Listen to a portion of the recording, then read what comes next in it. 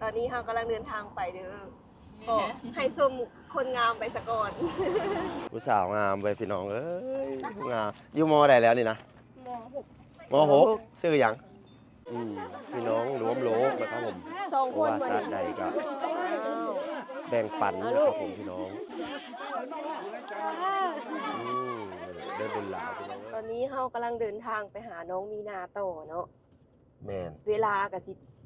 แรงพอดี เพื่อโฮสสาว สิไปซื้อมักซารีซอยน้องเพิ่นแล้วก็ไปแจกคนทุกข์คนยากนะครับผมพี่น้อง เป็นแล้ว ติดตามรับชมนะครับผมในคลิปนี้แหละน้องมีนาคนดุคนมันนะครับผมปลูกมักซารีตั้งแต่ตอนน้อยๆเบี้ยน้อยๆจนฮอดเท่าเก็บมาแล้วก็ยังมาขายต่อพี่น้องเฮ็ดแบบครบวงจรนะครับ ตอนนี้เพิ่นก็คือยังสิบ่เลิกดอกเนาะขายสาลี แม่นเฮาสิเข้าไปเยี่ยมยามเพิ่นนะครับ สิส่งคิดเอาเอ แม่ ง นตอนนี้เวลาประมาณ 16 นาฬิกาครึ่ง สิเข้า5โมงแรงแล้ว สิเข้า5โมงนะครับผมพี่น้องแดดอ่อนๆแดดลำไรโอ้เบิ่งเพิ่นจูดปลาเนี่ยพี่น้องคน ตอนนี้เฮาก็มาฮอดอันบ่อนขายมักซะลีเลยเด้อ แม่นพี่น้อง แต่น้องมีนาบ่รู้สิอยู่หานไหนเนาะ รถกระหลายพี่น้องเป็นตะยานแทนน้องมีนาอีดีเนาะตอนนี้พบค่ำนะครับผมประมาณ 17 นาฬิกานะครับผมฮอดบ้านพลตาลฮอดบ้านน้องมีนานะครับผมขายมักซารีห้อยอ่อนต้อนอยู่แต่ละจุดแต่ละหมองแต่ละบอน มีนาอยู่หลังไหนวะ แบบนี้ล่ะ เห็ วิ นร ถี ถ ชีวิตคนชาวสวน เห็นแต่รถ ขายมักซารี เห็นแล้วจอดผิดจอดเลี้ยวเข้านี่เลี้ยวเข้านี่ ฮอดน้องมี โอ้ยร นา ถมา แม่นบ่น่ะ แม่น น้องมีนางามอ้ายคืองามแท้วะมื้อนี้นะ เลี้ยวรถ สบายดีน้องล่าคือสวยแท้ เอารถไปไว้ก่อน เอารถไปไว้ใส่เอาขึ้นนี่แหละรถเนาะ เอาขึ้นหาน เครื่องได้ซะ เออ มันก็คนไก่แหละ ให้อยู่นี่แหละ จอดานนั้นเนาะ เดี๋ยวรถมาอยู่อย่าฟ้า เดี๋ยวไปกลับรถก่อนซะเด้อไปลงน้องล่าเอาทักทายครับผู้ชมได้มาฮอดนะครับผมร้านขายมักซารีหรือว่าร้านค้าน้อยเพิ่นนะครับผมพี่น้องเดี๋ยวเฮาสิเข้าไปสวัสดีทักทายนะครับผมกับน้องฝนเพิ่นนะครับพี่น้องสบายดีน้องมีนา สบายดี เป็นได้ขายดีบ่มื้อนี้นะ บ่ ยังไงสิไปถ่ายน้องมีนาให้ได้ไหมเขาคิดโนด เอาคิดโทษ โอ้ยน้องมีนากับบุเลยเด้อคนบุแหละอยู่ไกลๆอยู่ว่าจักสิม บาวเดชกับเพื่อสิมาฮอดนี่อ้อมสารทิศเลยบาวเดชก็ดีอืม ถ่ายดีของน้องล่ะ บ่ช่วงนี้มันบ่ค่อยมีรถ ปลูกอันไอ้ที่ปลูกไว้ฮะสิเมิดหรือยังตัดนะ ยัง ยังเป็นครึ่งหมดละ อ๋อ อีแม่กำลังลงไม่ โอ้ลงใหม่อีกบ่ได้เฮ็ดเข่าบ่ล่ะ เฮ็ดเพราะว่าลงตอนนี้ก็ประมาณใกล้สิเฮ็ดเข้ากับปินขาย เอออันช่วงสงกรานต์เนี่ยก็สิบ่ได้หยุดแล้วเนาะ แม่น สงกรานต์นี่ก็อันสิได้เล่นสงกรานต์อยู่นี่แหละ เล่นขายมักซารีนำ เฮ็ดสิได้ขายดีว่าสงกรานต์เพราะ แม่ ว่าน เพราะว่ารถหลาย รถหลาย เขาหิวเนาะเขาก็ต้องซื้อ ขอถามประวัติของน้องมีนาที่ FC เก่าFC ใหม่ FC เก่าเพิ่นอาจสิฮู้จักเรื่องราวคร่าวๆเล็กๆน้อยๆแต่คนใหม่นี่เพิ่นยังบ่ฮู้จักชื่อนามของเพิ่นน้องมีนาชื่อว่าแนวใดชื่อจริงอะ ซื้อมีหนาบ่มีซื้อเล่น ชื่อจริงชื่อมีนาชื่อเล่นก็ชื่อน้องมีนา แม่น อายุเท่าใดแล้วตอนนี้ เศร้า 20 ปีอยู่บ้านใด หึ อยู่บ้านใด อยู่พลตาล พูนตาลบ้านเจ้านี่มีบ่อนท่องเที่ยวบ่อนไหนแน่ มีบ่อน้ำเย็น วังน้ำเย็น แม่น ตาดไก่บ่ แม่น แล้วก็ทำมังกร แม่นล่ะ อยู่แขวงบริคำไซเนาะ แม่นเมืองคำเกิด เมืองคำเกิดเคยไปเที่ยววังไหนแล้วบ่ มีแต่ไปบ่อน้ำเย็น วังน้ำเย็นเป็นจังไดคักบ่ ม่วนอยู่เพราะว่าอากาศร้อนแล้วไปนั่งริม ได้เล่นน้ำอยู่บ่ บ่ คือบ่ไปแช่เบิ่งแหน่ ห อาบ นาว น้ำแร่แช่น้ำมันวังเหรอวะ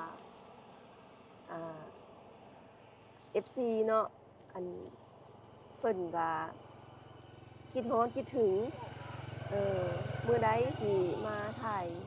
ทำน้องมีนา มื้อนี้ก็ได้มาฮอดแล้วเด้อ แม่ ได้เห็นคนงามแล้วนี่นะผู้ใดว่าเพิ่นงามเป็นตาเพลงกะย้องเพิ่นเด้อ แม่นมายองอันนี้ ย้องให้กำลังใจเพิ่นแน่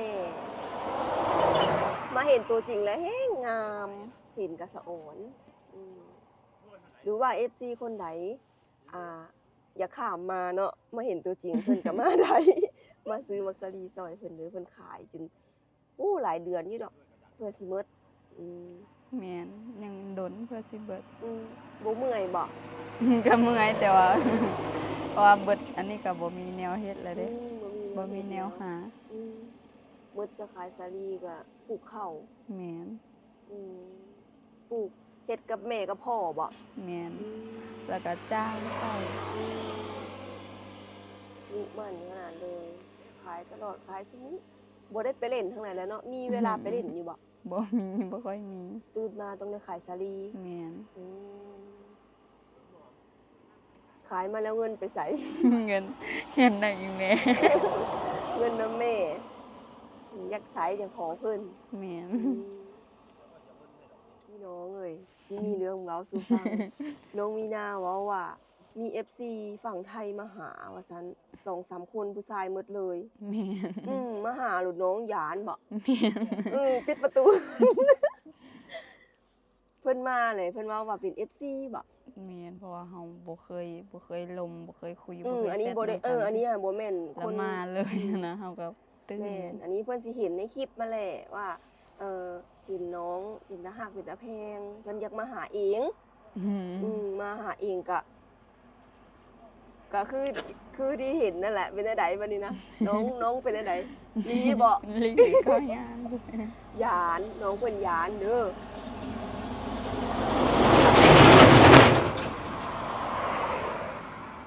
เพิ่นก็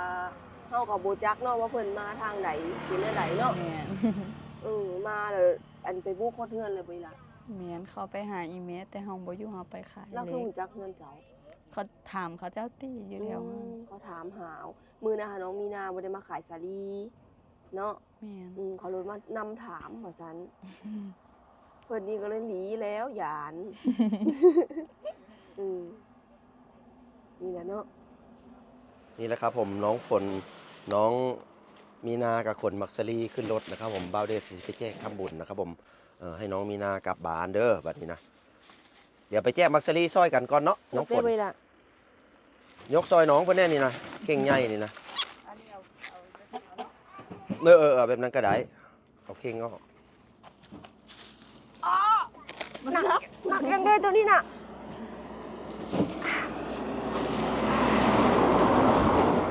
โอ้ยเป็นตะยานรถเรือพี่น้องเอ้ยอยู่แบบนี้บ่มีนาเป็นตะอีต้นเจ้าเนาะพุ่นน่ะพี่น้องรถนี่แหละพี่น้องเอ้ยดินรนกันไปชีวิตต้องสู้นะครับผมเช้ากินค่ำนะครับผมถ้าบ่สู้นอนอยู่เฮือนก็คงสิบ่ได้หยังนะครับผมพี่น้องแม่นบ่มีนานี่แหละที่เราเปิดใจหาคู่ครองนะครับผมหาคนเลี้ยงดูหาสามีนั่นแหละพี่น้องเป็นเสาหลักนะครับผมเราดุเรามั่นดีๆได้พี่น้องเอ้ยนี่นะเบิ่งไปเราเฮ็ดแน่นี่นะเฮ็ดกูมืออันที่เราหุ่นดีนี่เพราะว่าเราเฮ็ดงานหนักพี่น้องเอ้ย เฮ็ดได้บ่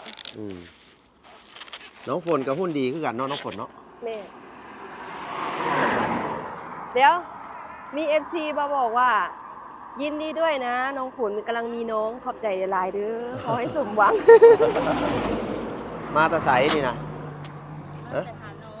มาแตะหาโนโอ้เอาเงินให้ลาแล้วบ่ไปเด้อแม่เด้อเดี๋ยวสิไปแจกบ้านกวนจันทน์เนาะแจกมักสลีก่อนอันนี้เดี๋ยวบ่ได้ปลูกบ่มักสลี บ่ได้ปลูก ได้กินอยู่บ่ ได้กิน ได้กินอยู่เนาะ ได้กินน้องหลานนี่ โอ้ลูกหลานเอาอยู่บ่เอาอีกอยู่บ่มาสิแจกคนละถุงนี่คนละถุงมาเดี๋ยวสิแจกอยู่นี่เลยเริ่มจากนี่แล้วนี่ฮะอยู่บ้านใดแม่เฒ่า คนตา โอนตานะขอบใจเพิ่นเด้อนะ ขอบใจเด้อ ทำบุญนำกันเด้อเอาเมื่อเดินทางปลอดภัยเด้อไปไปบัดนี้เฮาสิขึ้นรถนะครับผมไปแจกอยู่บ้านทางพุ่นแหละบ้านกวนจันทน์เนาะน้องฝนเนาะ ไปกับน้องมีนาเขาย้อนกลับนะครับผมไปบ้านพลตาลแล้วก็มุ่งหน้าไปสู่บ้านกวนจันทร์พี่น้องเสี่ยวมักซารีที่ซื้อซอยเป็นโรงเรียนนะครับผมมัธยมสมบูรณ์นะครับ โรงเรียนเขาน้องอ้นนี่แห โร ละ งเรียนน้องอ้นน้องลีหันแหละพี่น้องเอ้ยโรงเรียนน้องมีนานี่แหละเขาสิไปแจกน้ำมักซารีนะครับผมไปทำบุญต่อนะครับ ไปหับน้องมีนานะครับอยู่เฮือนก่อนช่วงยามแรงมานี่ละคนหลายเนาะน้องฝน คนร้ายเลิกเวียกเลิกการมาแล้วก็มักสลีเลย แม่น เงินคนอยู่ทางในบ่เด้อน้องมีนานะ มาแล้วนางเอกเฮาคนงามพี่น้องเลาะแจกมักซารีเฮ็ดบาปน้องเพิ่นเมื่อยไปขึ้นรถละขึ้นน้ำพุขึ้นอีกทางหนึงไปทำบุญบาดดิพากันไปทำบุญไปแจกช่วยเหลือบ้านนี่แหละบ้านหน้าเนี่ยบ้านกวนจันทร์เนาะมีคนหลายอยู่บ่แจกบ้านนี้คือเขากินอยู่บ่บ้านนี้ เขากินอยู่ได้กินอยู่เพิ่นนะ เขาที่กินอยู่ เขาได้ ไอ้เว้า เพราะว่าเขาปลูก แม่นบ้านนี้คือบ้านพลตาลเพิ่นปลูกอยู่ แม่น อันนี้เดี๋ยวน้ำมันนี่ปลูกอยู่บ่ ไปจุ้มอยู่เพิ่นเทื่อเดียวเลย สบายดีเออ เดินทาง อันนี้วัดเด้อพี่น้องเด้อเดี๋ยวเขานี่คือวัดเป็นอะไรบุญบ้านมนอยู่บ่น้อง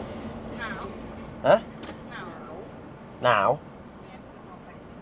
อ๋อบุญบ้านหนาวบ่เดี๋ยว แส นี้ ดงว่าเย็น ตอนนี้เฮ็ดหยังเนี่ย หอมแล้วก็เฮ็ดหยังกิน โอ้บ้านเจ้านี่โพดวิวงามเนาะมีนาพุ่นน่ะ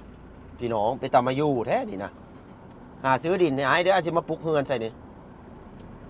อยู่ติดภูติดผาคักแน่พี่น้องเอ้ย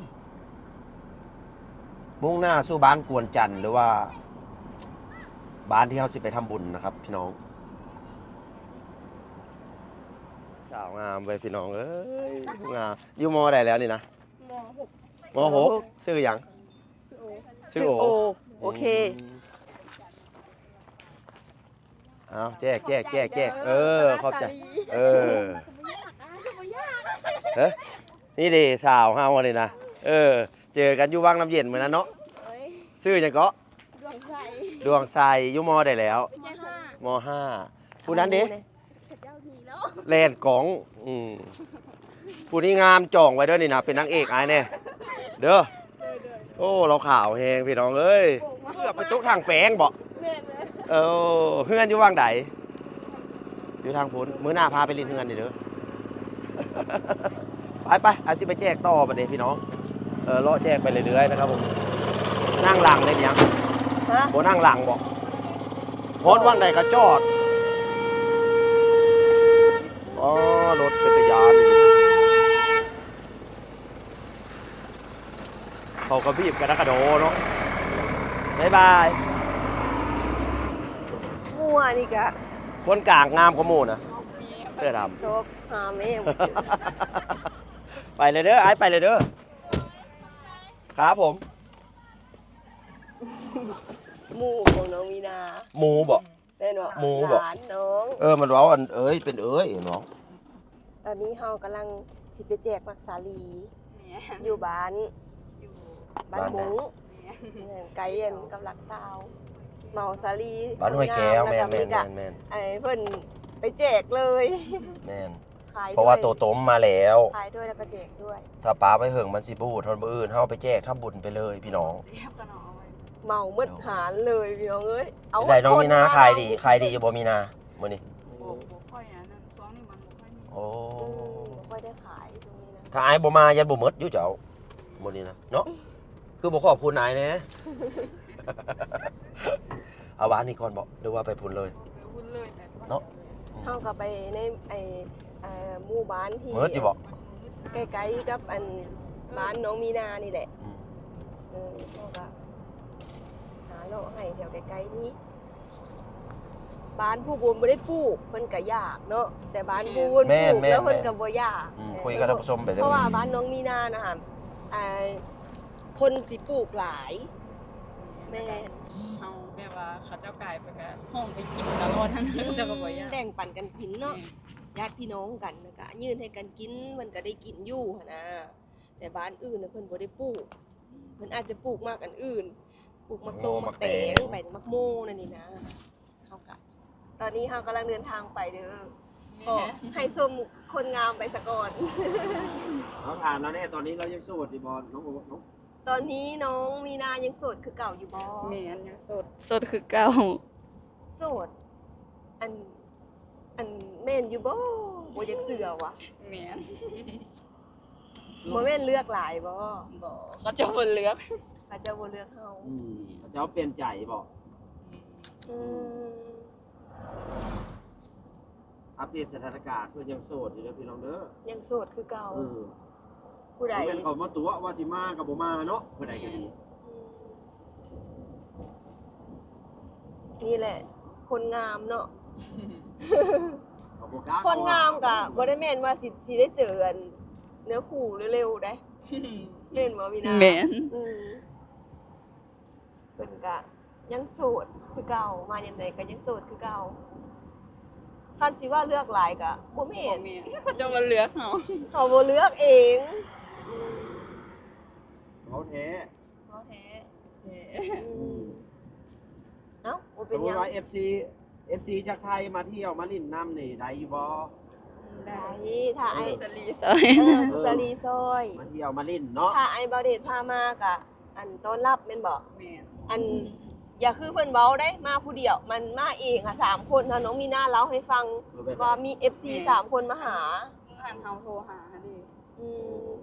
เพิ่นมาหาโดยที่แบบยังบ่ได้ฮู้จักกันบ่ได้ลมกัน แบบนั้นเนาะ แม่น มาหาฮอดเฮือนเพิ่นนี่ยานึนเล่นดีบัดนี้นะ โอ้ไทยคนไทยหรือว่าคนลาว เขาว่าเป็นคนไทย โอ้เขาก็ยานเลยเนาะ ถ้ามาแบบบ่ได้แจ้งเพิ่นล่วงหน้าหรือว่าอีหยังก็ มาตามสายเด้อพี่น้องเอ้ย ก็อันขอนะเด้อ FC ทั้งหลายเด้อเพิ่น บ่แม่นว่า น้ สิ อง ล่ว เพิ่ ง น มา หยาน เลยได้ แม่นเฮาก็ให้เกียรติอันสาวเพิ่นแน่อืม ถ้าน้อยๆก็มีเบาเดชมาน้ำฝนมาน้ำมั่นใจ เพราะว่าเฮาเมื่อหันเขาเจ้าโทรมาว่ามีคนมาหาเด้อเฮาแล้วโทรถามไอ้ดิดได้ว่าไอ้ดิดได้มาบ่หั่น อ๋อ น่ะ คิดว่ามานะสุเอื้อย แม่น มันก็เป็นตะยานอยู่แล้วเนาะเขาดังไปแล้วแบบ แม่นน้องเพิ่นก็เป็นคนโด่งคนดัง FC ก็หลาย FC ทางไทยก็ฮักเพลงหลาย ก็ ค มาน โด ทาย ง ธ ลาว นา ก็ การโดย ห ที่ ลา ป ย ระยักกันนี่เขาก็ แต่ เกิดความกลัว แต่ขอต้องมาด้วยอัน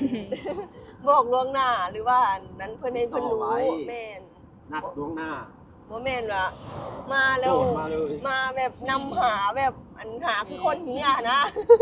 หาว่าคนหายอะนะแบบ เอา บุ เขา ก สิตกใจอยู่แล้ว เด่นบุกไปฮอดเฮือนฮอดซ่านเพิ่นเดี๋ยวนี้มันก็อันนั้นเกินไป เขาสิตกใจ อืมน้องแล้วก็ยาได้สะพอโทรหาเบาเดช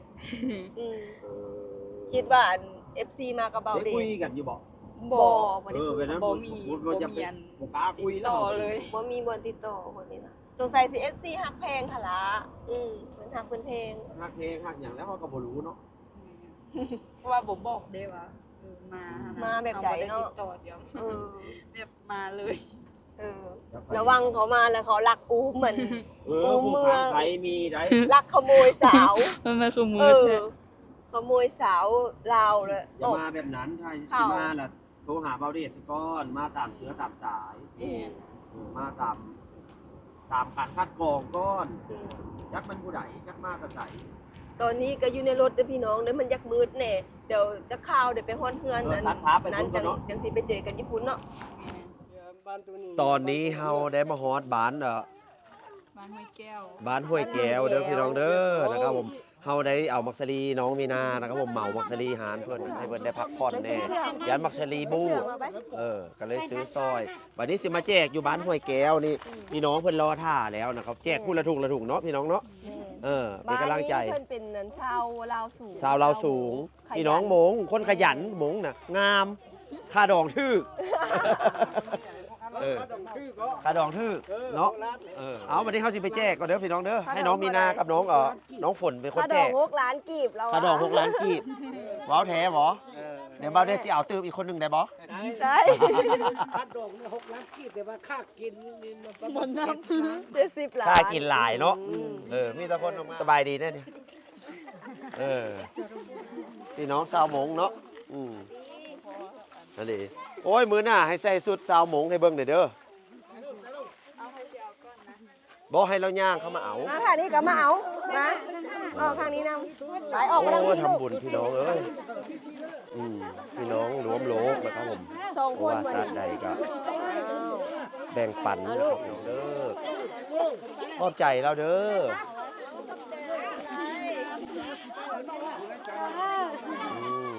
ได้บุญหลายพี่น้องเอ้ยเป็นพี่น้องได้อิ่มบาวเดกะมีความสุขครับผมตื่นตันใจนะครับผมน้ำตาสีไหลพี่น้องเอ้ย จ้าอ่ะลูก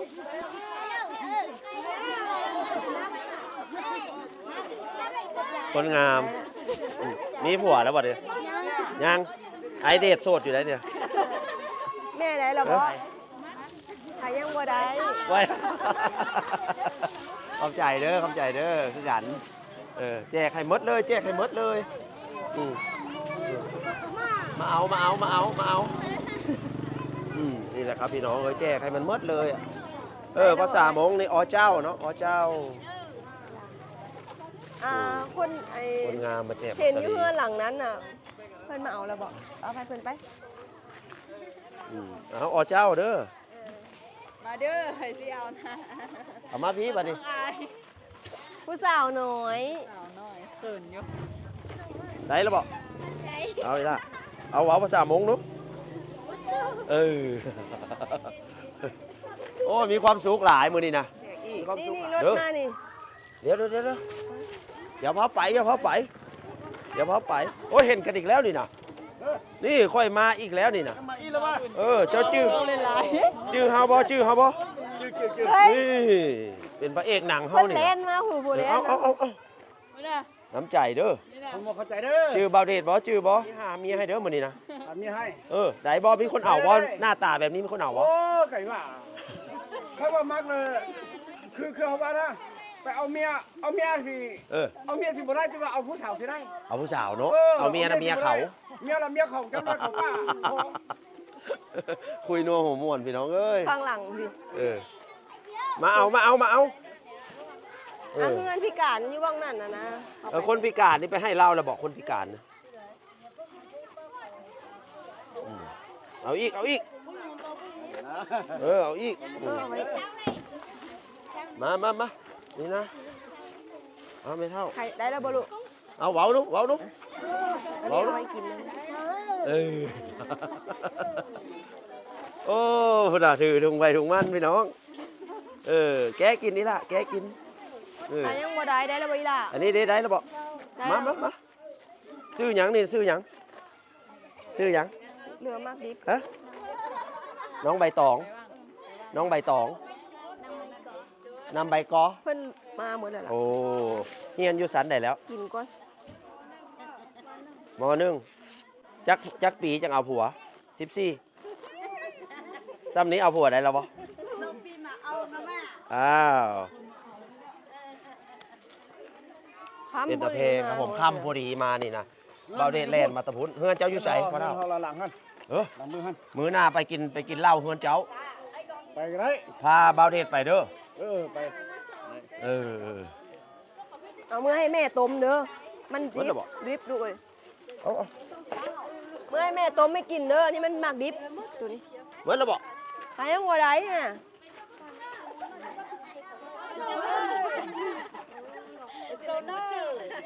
มื้อหน้าสิมาอีกเด้อมื้อหน้าเด้อได้เครื่องได้ของเฮาสิมาแจกให้อีกเด้อเฮามักทำบุญเฮาน่ะเห็นพี่น้องได้กินอิ่มเฮาก็มีความสุขเนาะแบ่งปันกันเนาะโดยเฮามาแตะไทยเด้อแม่นเฮามาหาเมียจะได้อีกจะ2คนนี่นะ ได้แล้ว2ตอนนี้นะแม่นไปเลยเด้อบ๊ายบายปิดละ พี่น้องเขาสิได้เดินทางกลับไปส่งน้องเพิ่นนะครับผมมีนาก่อนเด้อบัดนี้เด้อมือนั้นก็เห็นกันไม่เท่านี้แหละนี่นะยิ้มขนาดเลยเห็นเบาเดชเลยนะอย่าไปต้มเด้อเอาไปต้มเด้อซื้อหยังนี่นะซื้อหยังจื้อผู้สาวแท้นี่นะพี่น้องเอ้ยเราบ่มีผัว หยอกเราให้เราแข็งแรงเด้อไปเอาไปต้มเอาไปต้มไปเมื่อบัดดิไปแล้วบ๊ายบายเด้อม่วนมื้อหน้าสิมากินเหล้านํเด้อโอเคไปพี่น้องอุ้ยมีความสุขหลายเนาะมีนาเนาะเอาตอนนี้เฮาก็ได้แจกเครื่องแจกของเรียบร้อยแล้วก็ไปส่งน้องมีนาเรียบร้อยเด้อพี่น้องเด้อตอนนี้จอดเติมน้ำมันอยู่ไอ้ปากทางของบ้านน้องมีนา ครับ น้ำมันหมดพอดี เช็คราคาน้ำมันให้ก่อนเด้อพี่น้องน้ำมันดีเซลนะครับผมทางพี่เพิ่นเอิ้นกาส่วนเด้อพี่น้องเด้อลิตรละ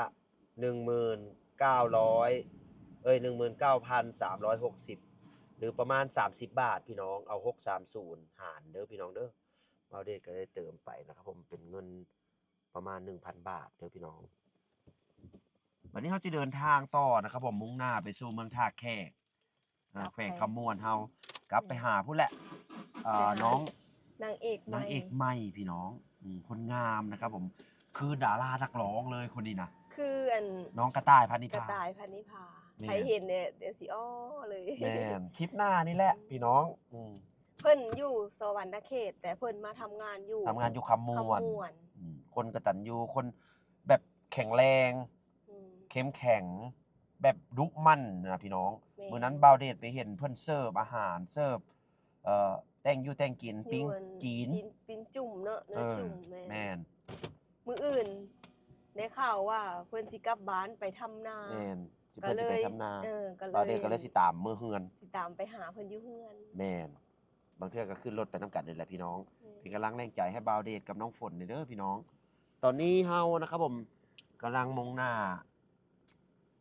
ไปสู่แขวงคำม่วนตอนนี้เฮาอยู่แขวงบริคำไซอยู่พี่น้องเฮาสิกลับไปทางไอ้ผู้ให้เด้อพี่น้องรอบนี้นะแม่นบ่ได้กลับไปทางบ่ได้กลับไปทางนากายนี่บ่ได้ไปแล้วแม่น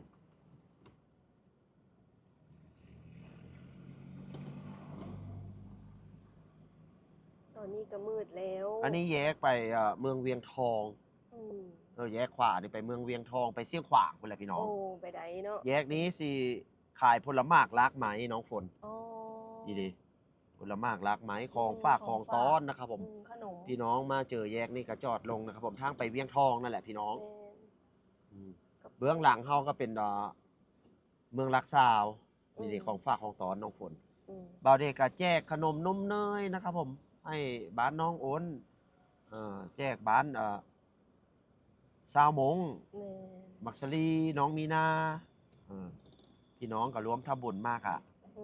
2-3 คนนะครับผมก็ขอบใจเพื่อนเด้อนะครับผมผู้ใหญ่ใจดีทุกคนเด้อบ่าวเด็กก็ทำสุดกำลังนะครับผมจนมื้อจนค่ำแบบนี้แหละไปบริยุทธ์ได้ย่อนแต่ละมื้อแต่ละเว้นพี่น้องเอ้ยก็ขอบใจ FC ที่เป็นกำลังแรงใจให้บ่าวเด็กกับน้องฝนนะครับผมสิสร้างสรรค์ผลงานคลิปนะครับผมในความเป็นจริงคลิปดีๆอีกในวันอนาคตนะครับผมต่อไปถ้าผมมีกำลังใจก็เฮ็ด